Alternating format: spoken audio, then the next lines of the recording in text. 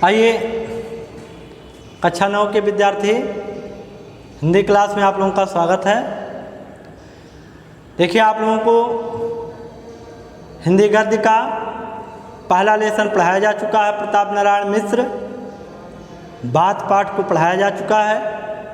आज आप लोगों को दूसरा पाठ अब हम पढ़ाने चल रहे हैं और दूसरा पाठ है, पाठ का नाम है क्या है? मंत्र। और लेखक हैं प्रेमचंद। देखिए, मंत्र एक कहानी विधा है। इसमें आपको हम बता दें कि मुंशी प्रेमचंद जी ने बहुत जमीनी स्तर से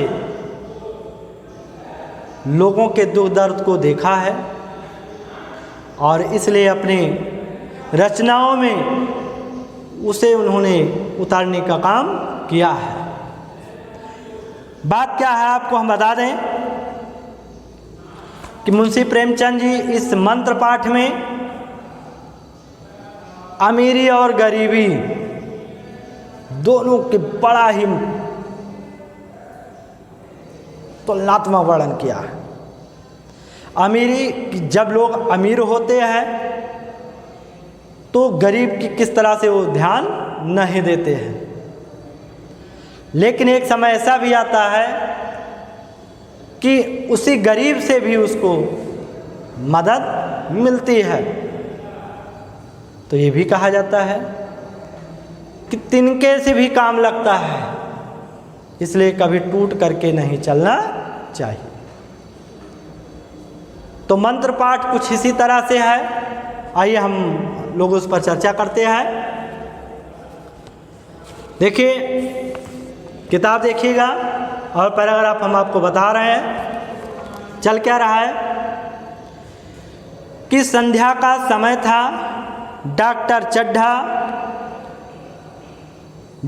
चड्ढा गुल्फ खेलने के लिए तैयार हो रहे थे। मोटर कार सामने खड़ी थी कि दो कहार एक डोली लिए आते दिखाई दिए, है ना। डोली के पीछे बूढ़ा लाठी टेकता चला आ रहा था। डोली औषधालय के सामने आकर रुक गई। अब ध्यान दीजिएगा कि शाम का समय था। डॉक्टर चड्ढा गुल्फ खेलने के आदी थे। उनका समय हो गया था गुल्फ खेलने के लिए। तब तक मोटर कार सामने खड़ी थी। उसी समय दो कहार डोली लेकर के आते हैं और डोली के पीछे एक वृद्ध व्यक्ति लाठी टेकता हुआ लाठी के सहारे चला आ रहा था। डोली दवाखाने के सामने आकर के रुकती है। फिर क्या हो रहा है कि बूढ़े ने धीरे धीरे आकर द्वार पर पड़ी हुई चिक से झांका। यानी उस वृद्ध व्यक्ति ने जो पर्दा पड़ा हुआ था, चिक पड़ा हुआ था, उसे उसने झांका देखा। क्या देखा? ऐसी साफ सुथरी जमीन पर पैर रखते हुए भय हो रहा था। मतलब संगमरमर साफ सुथरा एकदम जमीन, संगमरमर लगा हुआ, और उस पर उस वृद्ध व्यक्ति ने कदम रखते हुए डर रहा था, भयभीत हो रहा था कि कोई उसको ऊपर गुस्सा न आ जाए, कोई गुस्सा न जाए। डॉक्टर साहब को मेज के सामने खड़े देखकर भी कुछ कहने का उसे साहस ना हुआ, मतलब कुछ कह नहीं पा रहा था। डॉक्टर साहब ने चिक के अंदर से गरज कर कहा, कौन है? अरे वृद्ध साहब ने कमरे के अंदर से ही कहा कि मैं, कौन है, क्या चाहता है? बूढ़े ने, वृद्ध व्यक्ति ने, वृद्ध भगत ने हाथ जोड़कर कहा, हुजूर सरकार, बड़ा गरीब आदमी हूँ, मेरा लड़का कई दिन से बीमार है। डॉक्टर साहब ने सिगार जलाकर कहा कल सवेरे आओ, कल सवेरे। हम इस वक्त मरीजों को नहीं देखते। गजब, डॉक्टर साहब के खेलने का समय हो गया। उधर वृद्ध भगत का बेटा मर रहा है, लेकिन वो कह रहे नहीं, इस समय सिगरेट पीते हुए, सिगार पीते हुए कह रहा है कि इस समय मेरे खेलने का समय है। इस समय मैं मरीज नहीं देखता हूँ, पेशेंट नहीं देखता हूँ। अब क्या हुआ कि बूढ़े ने घुटने टेक कर जमीन पर सिर रख दिया, यानी वृद्ध भगत ने घुटना टेक दिया, कहते मतलब समर्पित कर देगा। घुटने टेक कर कहा, बोला दुहाई है सरकार की, लड़का मर जाएगा हुजूर। हुजूर 4 दिन से आंखें नहीं खोली है मेरा बेटा, हुजूर देख लीजिए, डॉक्टर साहब देख लीजिए। डॉक्टर चड्ढा ने अपनी घड़ी की तरफ नज़र डाली तो देखा कि केवल 10 मिनट समय और बाकी था उनके खेलने में। गोल्फ स्टिक खूंटी से उतारते हुए बोले, यानी जो छड़ी थी जिसे वो गोल्फ खेलते थे उसे उतारते हुए उन्होंने कहा कि कल सवेरे आओ, कल सवेरे, यह हमारे खेलने का समय है। सोच लीजिए, कोई मर रहा है और किसी को खेलने की सूझी है। लेकिन क्या लेखक ने यहाँ पर बहुत बढ़िया अमीरी गरीबी की तुलना की है। कैसे, आइए देखते हैं। और बूढ़े ने पगड़ी उतार कर चौखट पर रख दी, यानी अपनी इज्जत रख दी हो, सम्मान पूरा रख दिया हो। पगड़ी उतारना, सम्मान उतारना,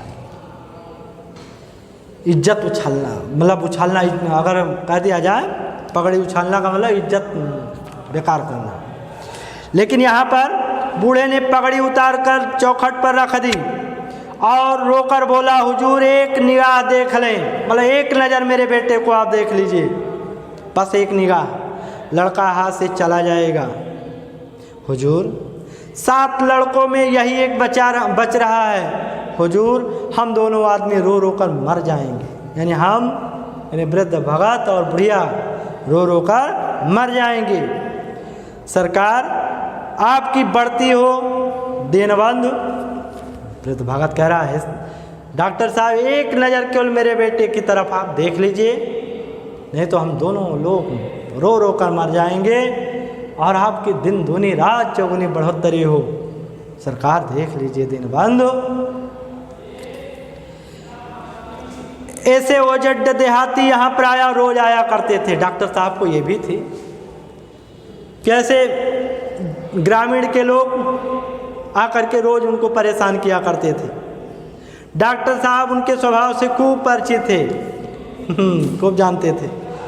कोई कितना ही कुछ कहे पर वे अपनी रट लगाते जाते थे, किसी की सुनेंगे नहीं। धीरे से चिक उठाई और बाहर निकलकर मोटर कार की तरफ चले, यानी निकल पड़े डॉक्टर साहब।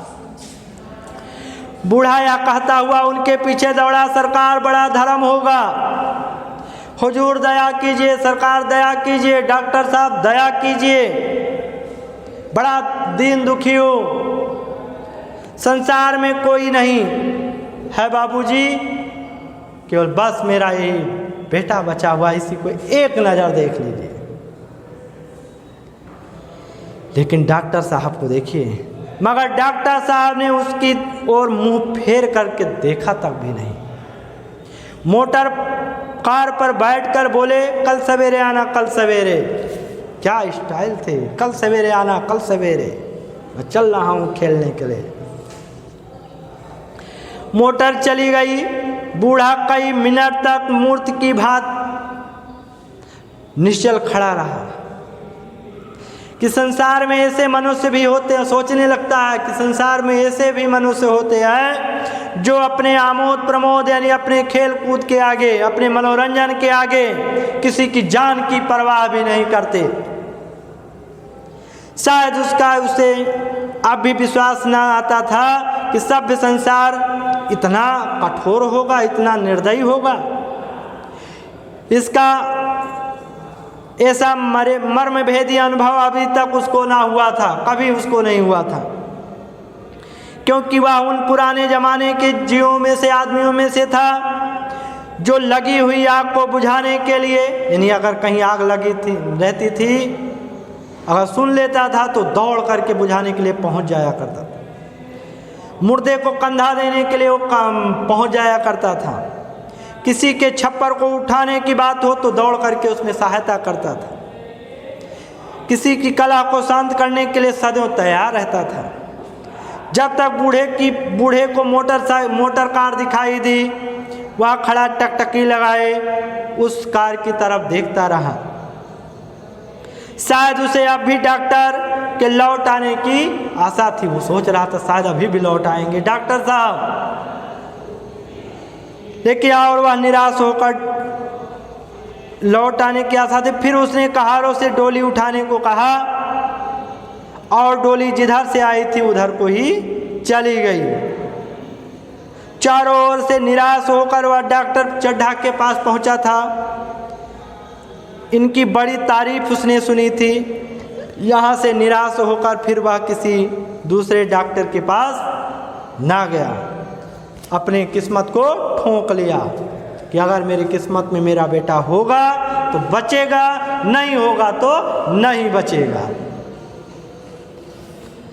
उसी रात को उसका हंसता खेलता 7 साल का बालक अपनी बाल लीला समाप्त करके इस संसार से विदा हो गया। यानी उनका भगत का बेटा, वृद्ध भगत का बेटा मृत्यु लोक को प्राप्त होगा, मृत्यु को प्राप्त होगा। बूढ़े माँ बाप के जीवन का यही एक आधार था, एक सहारा था। इसी का मुँह देख कर वो जीते थे। इस दीपक के बुझते ही जीवन की अंधेरी रात भाए भाए करने लगी। बुढ़ापे की विशाल ममता टूटे हुए हृदय से निकलकर उसे अंधकार में अंतर स्वर से रोने लगी।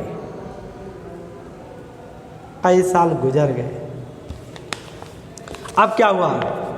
कई साल गुजर गए। डॉक्टर चड्ढा ने खूब यश कमाया, खूब प्रसिद्धि पाया, है ना, धन भी कमाया, लेकिन इसके साथ ही अपने स्वास्थ्य की रक्षा भी खूब की। एक असाधारण बात थी कि यह उनके नियमित जीवन का आशीर्वाद था कि 50 वर्ष की अवस्था में भी उनकी चुस्ती और फुर्ती युवकों को भी लज्जित करती थी। मतलब समय का बहुत पालन करते थे, इसलिए 50 साल की अवस्था में भी वह युवा दिखते थे। कौन? डॉक्टर चड्ढा। अगर नियमित से कोई व्यक्ति रहेगा तो निश्चित रूप से वो उसी तरह से दिखेगा, लेकिन अगर अनियमित हो गया तो फिर अनियमित उसका जीवन भी हो जाएगा। उनके हर एक काम का समय नियत था, मतलब निश्चित था। इस नियम से वह जौ बार भी नहीं टलते, यानी तनिक भी नहीं टलते थे। और भी क्या थे, खूब समझते थे कि उनकी संतान संख्या भी इस नियम के अधीन थी। हमने 2 संतानें, केवल एक बेटा और एक बेटी। उनके 2 बच्चे, यानी एक लड़का और एक लड़की। तीसरी संतान नहीं हुई, इसलिए श्रीमती चड्ढा भी अभी खूब युवा मालूम होती थी। लड़की का तो विवाह हो चुका था, लड़का कॉलेज में पढ़ रहा था। वही माता पिता के जीवन का आधार था। शील और विनय का पुतला था, यानी बहुत सज्जन था उसका बेटा भी, डॉक्टर साहब का। बड़ा ही रसिक, बड़ा ही मजाकिया स्वभाव का, बड़ा ही उदार, विद्यालय का गौरव, युवक समाज की शोभा हुआ करता था। मुखमंडल से तेज की छटा एकदम निकलती थी। आज उसी की 20वीं सालगिरह है, बर्थडे है। यानी डॉक्टर साहब के बेटे की 20वीं बर्थडे मनाया जा रहा, सालगिरह मनाया जा रहा। अब क्या हुआ? संध्या का समय था, है ना, संध्या का समय था। हरी हरी घास पर कुर्सियां बिछी हुई थी। शहर के रईस और बड़े बड़े अधिकारी, कॉलेज के छात्र दूसरी तरफ बैठे हुए थे, भोजन कर रहे थे। बिजली के प्रकाश से सारा मैदान, हरा भरा मैदान एकदम जगमगा रहा था। आमोद प्रमोद का सामान भी जमा था, यानी मनोरंजन के साधन भी सब जमे हुए थे, है ना। ये सब जो है जमे हुए थे। लेकिन और क्या, हेलो स्कूल पढ़ाई आ जाओ, हाँ बस रुक जाओ 1 मिनट। तो इसी तरह से सब जो है आमोद प्रमोद मतलब जमा थी। छोटा प्रहसन खेलने की तैयारी भी थी। प्रहसन स्वयं कैलाश नाथ ने लिखा था, वही मुख्य एक्टर थे। इस समय वह एक रेशमी कमीज पहने नंगे सिर नंगे पांव इधर उधर मित्रों की आवभगत में लगा हुआ था। कोई पुकारता कैलाश इधर आना, कोई उधर कहता कैलाश इधर उधर ही रहोगे। सभी उसे छेड़ते, चुहले करते। बेचारे को जरा दम मारने का भी अवकाश नहीं मिलता था। सहसा एक रमणी उसके पास आकर कहा, क्यों कैलाश, तुम्हारा सांप कहाँ है, जरा मुझे दिखा दो। गजब का जो है वो खेल दिखाना सांप का बड़ा शौकी था कैलाश। लेकिन होनी को जो होना है वो हो के रहेगी। अब अगले दिन हम आपको और पढ़ाएंगे, ठीक है। ओके, धन्यवाद।